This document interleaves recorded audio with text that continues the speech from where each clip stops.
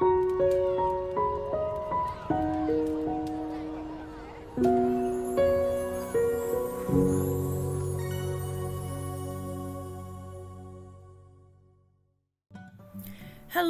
and welcome to this special presentation from Stone Soup Group and the Association of Alaska School Boards. This video will take us on a tour through the Alaskan Special Education Parent Handbook that is produced by SSG.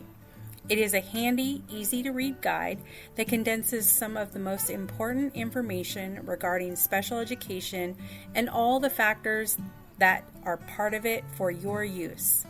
If you would like to follow along in the handbook, you can download a PDF copy at our website, www.stonesoupgroup.org, and navigate to Resources, then Publications, and then to the Special Education Parent Handbook. Let's get started. Like with any process, special education, or SPED as it is known here, can be a confusing new maze with its own acronyms, forms, and of course regulations.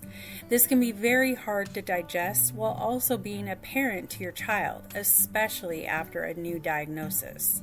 During this video, we will be looking at 4 broad areas covering parent education about SPED with some history about the laws, then rights and responsibilities from these laws.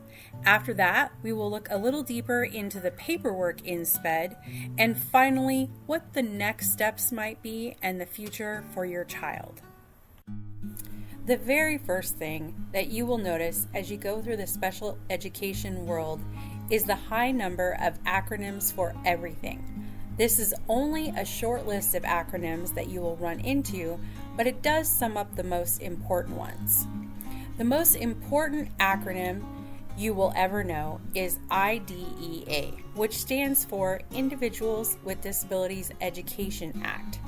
This is the law at the federal level that covers special education. We'll talk a little bit more about the history and the current laws that protect people with disabilities in just a little bit during this video. Next up is 504. This is an accommodation plan for people with disabilities who don't necessarily qualify for special education or who are adults and need accommodations in order to work or live. The next one is the actual plan that is part of the law for special education, and this is called the IEP, which stands for Individualized Education Program. One of the main things in the SPED law is FAPE, which stands for Free Appropriate Public Education. This means that your child who is enrolled in SPED has access to the same level of public education as all of their peers. It doesn't mean that they get more or less than their peers. It just guarantees them access to the same thing. ESER is the Evaluation Summary and Eligibility Report that is usually presented at a meeting after your child has been evaluated, either for the first time or at the 3-year reevaluation periods. The PLAAFP is the present levels of academic achievement and functional performance. This is actually a section in the paperwork that talks about the evaluations that have been done, where the child is now in academics and other measures, along with anything about them that might be important to build the IEP. When we talk about the setting where the child gets their services, LRE, or least restrictive environment, is also part of this law.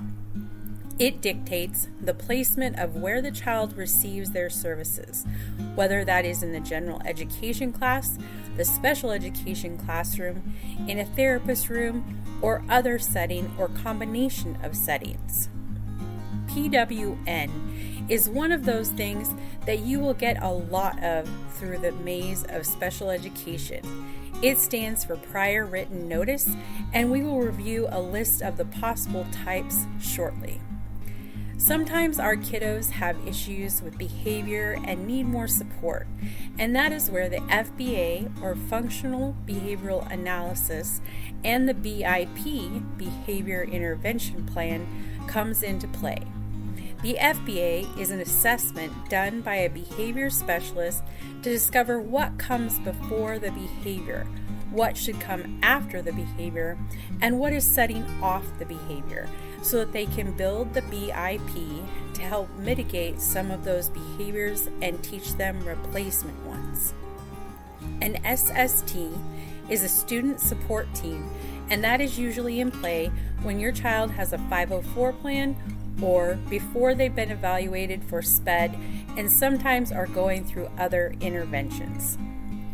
ESY stands for Extended School Year.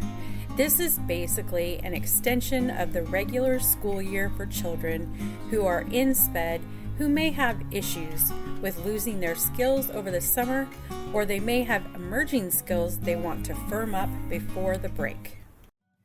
The next question that we address in the handbook is how children with disabilities are identified and the eligibility process for special education. One part of the IDEA law is something called Child Find. This requires school districts to locate, identify, and evaluate children between the ages of 3 and 21 who may have disabilities and need extra support through special education. These are usually events put on by local school districts either once a month or once per quarter, where the public can bring their children in and have them screened for disabilities and special education. One of the main ways for entrance to special education is through referrals by either the parent, an educator, a social worker, or a medical doctor in writing. An important thing to keep in mind when starting this process, or even when you're in the middle of it, is to always document everything in writing so you have a consistent record. This includes paperwork, any emails from educators or staff, progress reports, and communication logs. Now, before an evaluation can be done, there needs to be written consent by the parents or guardian for the child, and this document is called Consent for Evaluation. This usually happens at a short meeting that will be held with the parent, the special education teacher, and possibly another representative of the school district to talk about what areas the child might need to be evaluated for, and can include everything from hearing and vision to things like academic, cognitive, functional, speech, occupational therapy, and more.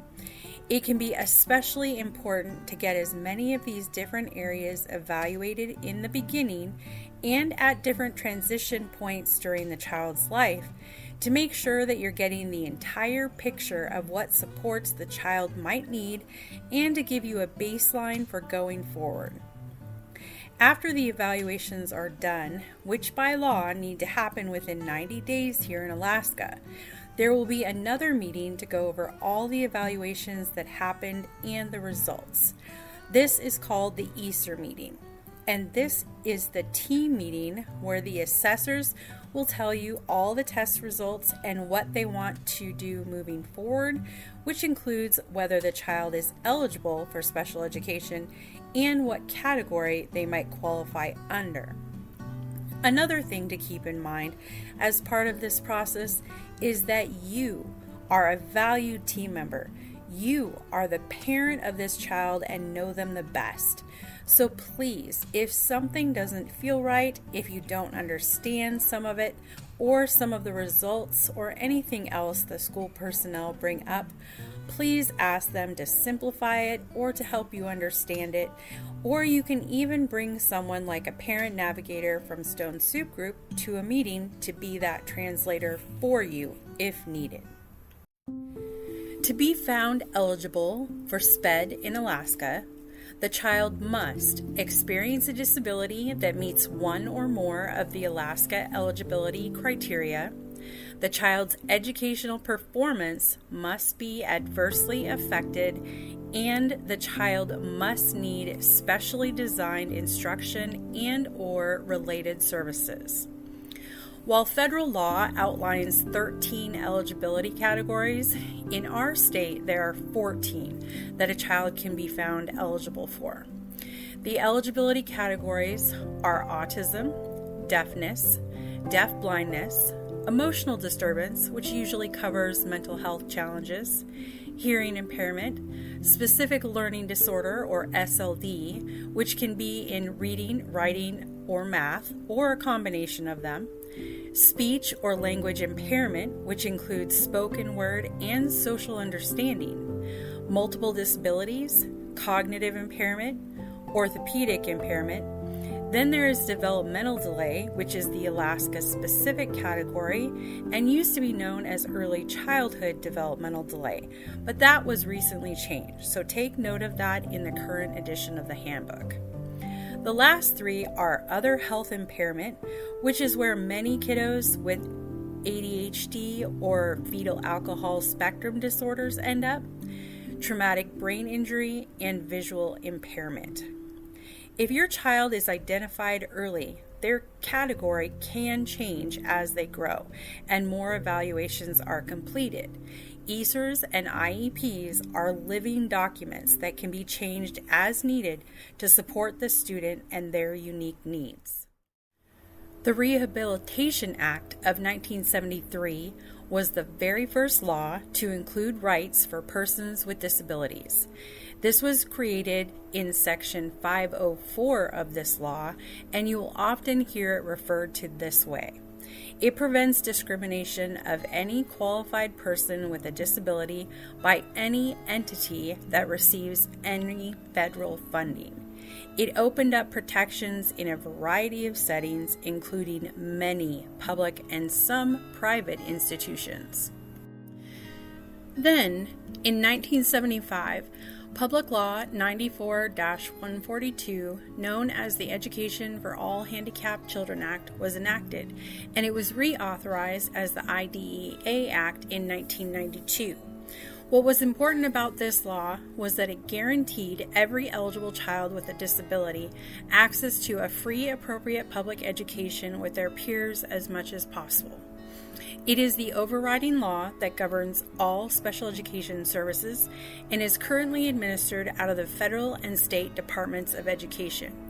This is the law that mandates the IEPs for each eligible student must be tailored to the child's specific needs, support students in their goals and progress, and lay a foundation for their future in employment, further education, independent living, and more.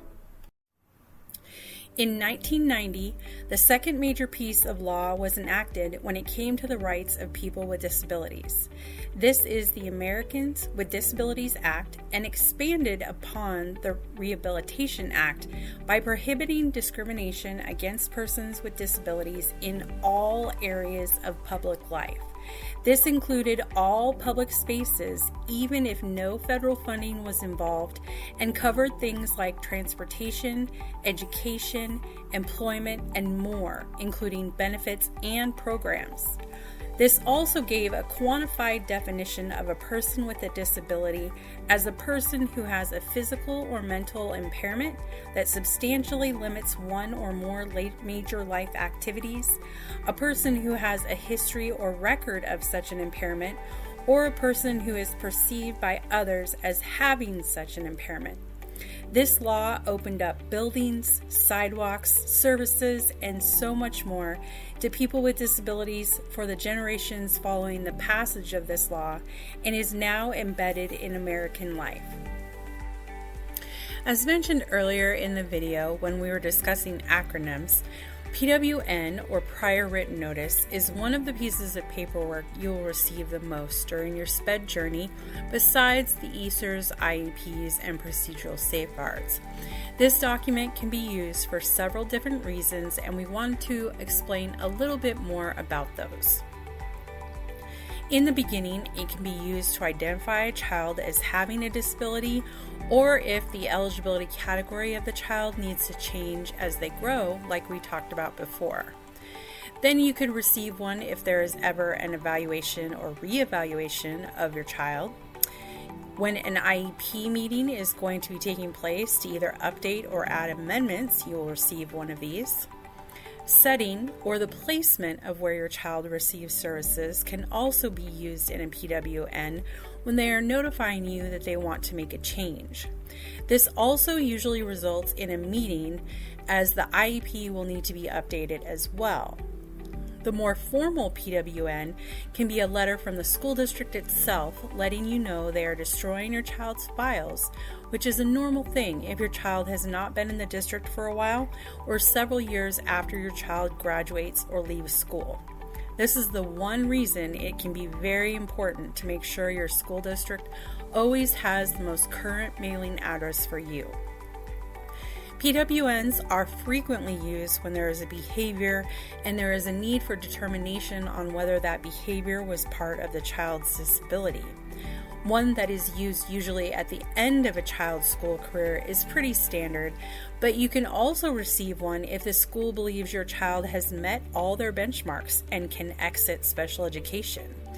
And one that is not mentioned here, but also happens, is when you disagree with the rest of the IEP team's decision and want that in writing, so you can consider further options like an independent educational evaluation, an IEE, or want to file a complaint.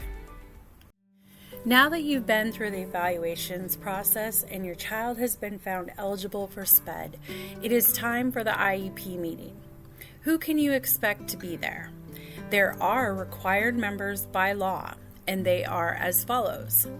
At least one of the parents or guardian of the child, a school district representative like a principal, vice principal, or special education coordinator from the school district, the SPED teacher or caseworker that oversees your child's IEP, at least one general education teacher.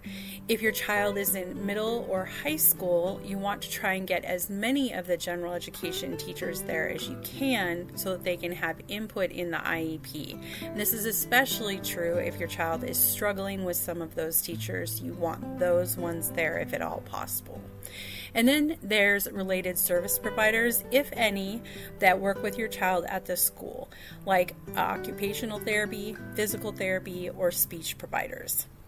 Now, you can always have more people at that team meeting, and these can include the child, if appropriate, and when they get older and are starting to reach transition age, it is especially important for them to be there so that they can give input on what their future is going to look like.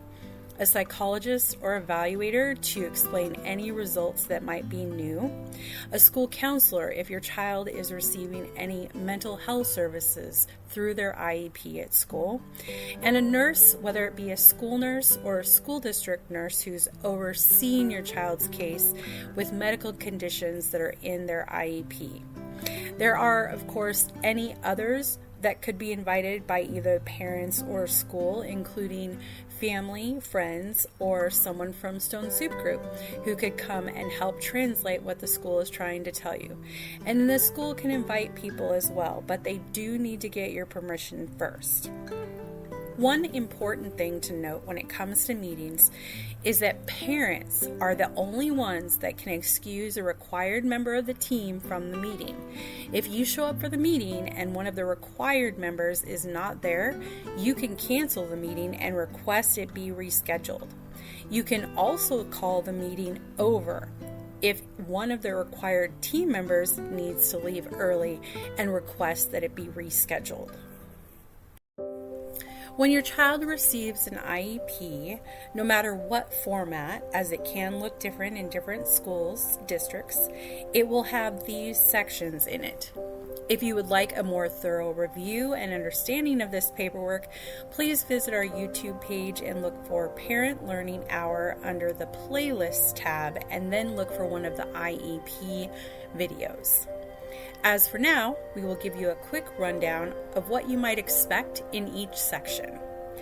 In Section 1, which is general information, this includes all of the pertinent dates, names, and eligibility category. So it'll have things like the Easter date, the meeting date, and your child's birth date along with their name. In Section 2, this is the list of participants and signatures. This is who was present at the meeting. By signing, you are only saying that you attended, not that you agreed with the result of the meeting or the IEP. Section 3 is present levels, or the PLAAFP, or as some people say, the PLAF. This is usually where any evaluation results are located, including ones from the ESER, any recent state assessments, and progress reports. Then in Section 4, we have another list of questions. This can include anything like, does your child need assistive technology? Do they have any language proficiency disorders? Do they have a specific learning disability? Do they have behavior issues and need a FBA or BIP? And other questions that might pertain to your child. In Section 5, we have secondary transition. This section only appears after the child turns 16. This is the plan that outlines different goals the teen will need to accomplish for the different required areas to help them gain independent skills for the future. These goals need to be different than the annual goals that are in a later section. In Section 6, it talks about assessment, accommodations, and modifications. These are the accommodations and modifications your child might need when they are doing either state or general assessments, whether that be tests and quizzes or the MAPS test. In Section 7, we have the program accommodations and modifications. These are the accommodations and modifications that can happen when your child is in any of their regular settings, whether that is general education, special education, a related service provider, or something like that. Section 8 is the decision on extended school year. Usually that question is not answered until after January of the school year to kind of see where the child is and how they are doing, to see if maybe they're going to need that. Now, Section 9 is one of the biggest sections usually in an IEP. This is where the annual goals are and the objectives, which are the sub-lines of the goals. And these outline exactly what needs to happen as they are trying to help your child progress and reach whatever their next benchmark might be. In Section 10, this is a breakdown of services and time amounts and who is going to be overseeing those services. So this is basically a list of the different things your child might be needing. So they're going to be spending this much in the special education classroom for writing, and they will get it for 10 minutes 5 times a week. And something like that. And each one will have a line item for whatever service your child might need. Then in Section 11, this is justification for SPED placement and LRE. This is also a list of questions that is mandated by law, and it asks these different questions to justify that your child needs SPED and is placed in the least restrictive environment for that child, which can look different for every child based on the support needs that they have. And then in Section 12, we have final considerations and notes. There's pretty much nothing that can't go in here, but it is especially the place where if you have a disagreement with the team about anything in the IEP, you want to make sure that it is documented here, as this will generate that PWN we mentioned earlier. When writing or implementing the IEP, any concerns you may have should be put in writing. You can ask that they be put in the notes section of the IEP. You can try and come to compromise inside or outside the meeting through letters, emails, or texts. But when things break down, you do have rights in the law to take it further. If you don't agree with their evaluations, you can ask for an independent educational evaluation, the IEE, that the school has to pay for, that is done by a third-party evaluator. If that doesn't solve the problem, you can ask for mediation or a facilitated IEP. If those still don't work and no agreement has been found, you can press a due process case, which usually involves a lawyer on both sides. At any time in this process, you can also submit an administrative complaint with the State Department of Education online.